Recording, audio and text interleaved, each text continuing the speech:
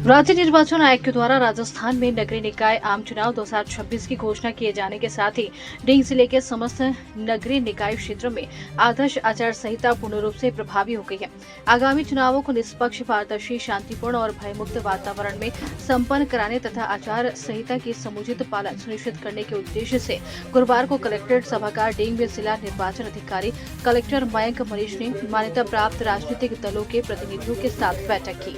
इस दौरान जिला निर्वाचन अधिकारी ने बताया कि राज्य निर्वाचन आयोग के द्वारा चुनाव कार्यक्रम घोषित होने ही संबंधित नगरीय निकायों की सीमा में आदर्श आचार संहिता लागू हो चुकी है, जो संपूर्ण निर्वाचन प्रक्रिया के संपन्न होने तक निरंतर प्रभावी रहेगी। आचार संहिता के प्रभावी क्रियान्वयन और विधि व्यवस्था बनाए रखने हेतु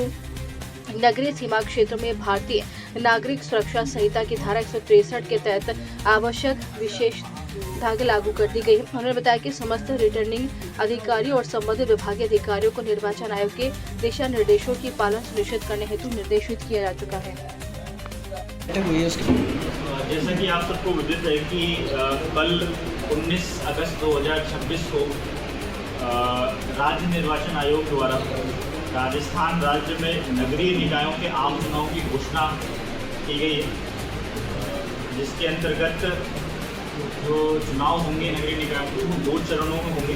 पहला चरण 9 सितंबर को चुनाव, जिसमें एक जिले से नगर पालिका पहाड़ी, नगर पालिका कामा एवं नगर पालिका सीकरी के सदस्यों के चुनाव होंगे। दूसरे चरण 11 सितंबर को दूसरे चरण के चुनाव होंगे, जिसके अंतर्गत नगर परिषद डीग, नगर पालिका कुम्हेर एवं नगर पालिका ब्रजनगर के सदस्यों के चुनाव होंगे। उसके पश्चात अध्यक्ष पदों के चुनाव 21 सितंबर को अध्यक्ष पद के चुनाव होंगे 6 नगर निकायों में, और 22 सितंबर को उपाध्यक्ष पदों के चुनाव होंगे 6 नगर निकायों में। तो जैसे ही कल चुनाव की घोषणा राज्य निर्वाचन आयोग द्वारा की गई, वैसे ही प्रदेश में नगरीय निकायों की सीमाओं में आदर्शता लागू हो गई है, और उस मॉडल कोड ऑफ कंडक्ट के तहत जो भी कार्रवाइयाँ जिला स्तरीय अधिकारीगण जो आरओ हैं, अलग अलग डिपार्टमेंट के अधिकारी हैं, उनको हमने निर्देशित कर दिया है। इसके अंतर्गत वो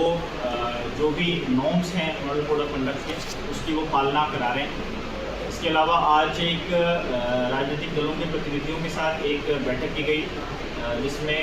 मीडिया बंधु, राजनीतिक दलों के प्रतिनिधि, एसपी साहब और अन्य लोग उपस्थित हुए थे, जिसमें विस्तार से मॉडल कोड ऑफ कंडक्ट में क्या क्या चीज़ें मान्य हैं, क्या क्या चीज़ें मान्य नहीं हैं, किस तरह से इसकी पालना की जानी है, विस्तार से इन चीज़ों को बताया। और इस मॉडल कोड ऑफ कंडक्ट की एक एक कॉपी भी सारे राजनीतिक दलों के प्रतिनिधियों को, मीडिया बंधुओं को भी हमने प्रोवाइड कराई है। कुछ तरह के प्रतिबंध भी हमने धारा 163 के अंतर्गत आचार संहिता की पालना करने के लिए हमने एक